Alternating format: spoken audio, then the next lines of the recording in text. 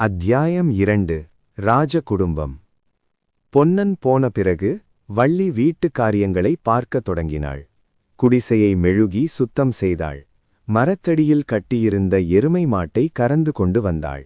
பிறகு காவேரியில் மரக்கிளைகள் தாழ்ந்திருந்த ஓரிடத்திலே இறங்கி குளித்துவிட்டு வந்தாள். சேலை மாற்றிக்கொண்ட பிறகு மறுபடியும் அடுப்பு மூட்டி சமையல் செய்யத் தொடங்கினாள். ஆனால் அவளுடைய மனது என்னமோ பரபரவென்று அலைந்து கொண்டிருந்தது. அடிக்கடி குடிசை வாசலுக்கு வந்து தன்னுடைய கரிய பெரிய கண்களை சுழற்றி நாலாபுறமும் பார்த்துவிட்டு உள்ளே போனாள். ஏதோ விசேஷ சம்பவங்கள் நடக்கப் போகின்றன என்று ஆவலுடன் எதிர்பார்த்தவளாய் தோன்றினாள். அவள் எதிர்பார்த்தது வீண் போகவில்லை.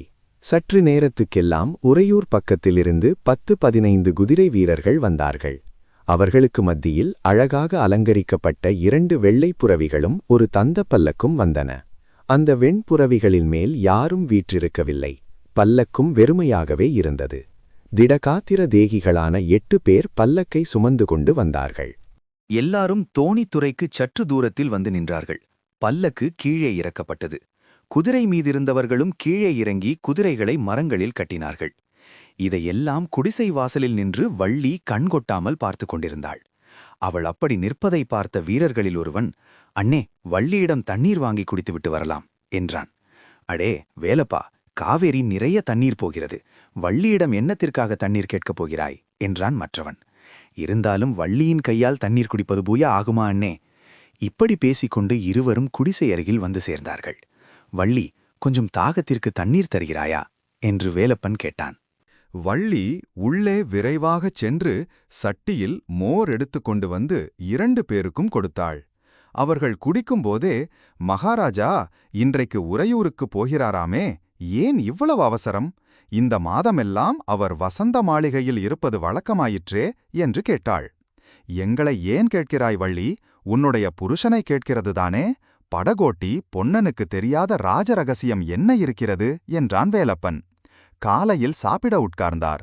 அதற்குள் அவசரமாய் ஆள் வந்து மகாராஜாவுக்கு செய்தி கொண்டு போக வேண்டுமென்று சொல்லவே எழுந்து போய்விட்டார். சரியாக சாப்பிடக்கூட இல்லையே என்றாள் வள்ளி. "பாரப்பா, புருஷன் பேரிலுள்ள கரிசனத்தை பெண் சாதி என்றால் இப்படியல்லவோ இருக்க வேண்டும்" என்றான் வேலப்பன். வள்ளியின் கன்னங்கள் வெட்கத்தால் குளிந்தன.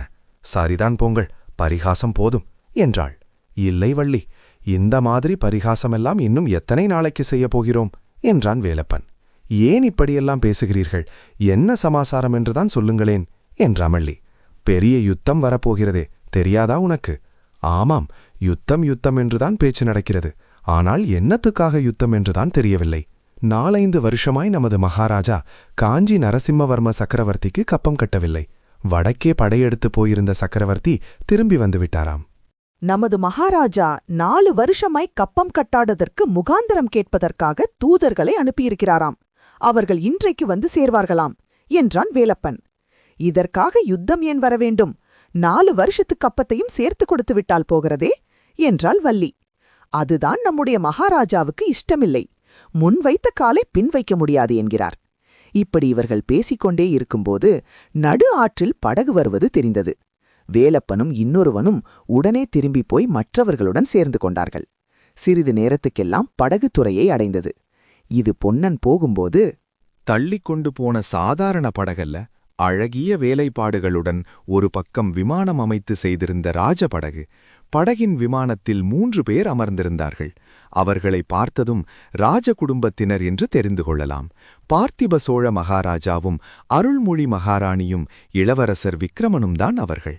அறையில் பூண்ட உடைவாளும் கையில் நெடிய வேலாயுதம் தரித்த ஆஜானுபாகுகளான 2 மெய்க்காவலர்கள் படகின் இருபுறத்திலும் நின்று கொண்டிருந்தார்கள்.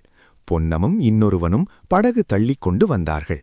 படகு கரை சேர்ந்ததும் மெய்க்காவலர்கள் இருவரும் முதலில் இறங்கி ராஜாதிராஜ ராஜமார்த்தாண்ட ராஜகம்பீர சோழ மண்டலாதிபதி பார்த்திப மகாராஜா பராக் என்று கூவினார்கள். கரையில் நின்ற வீரர்கள் அவ்வளவு பேரும் கும்பிட்ட கைகளுடன் மகாராஜா வெல்க என்று எதிரொலி செய்தார்கள்.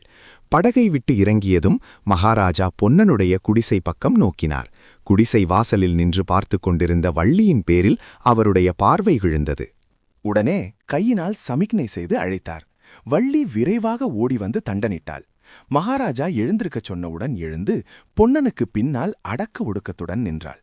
வள்ளி, உன்னை பொன்னன் நன்றாக பார்த்துக் கொள்கிறானா என்று மகாராஜா கேட்டார். வள்ளி தலையை குனிந்து கொண்டு புன்னகை செய்தாள். பதில் சொல்ல அவளுக்கு நாய் எழவில்லை. அப்போது மகாராணி, அவளை அப்படி நீங்கள் கேட்டிருக்கக்கூடாது. பொன்னனை நீ நன்றாக பார்த்துக் கொள்கிறாயா என்று கேட்டால் பதில் சொல்லுவாள் என்றாள்.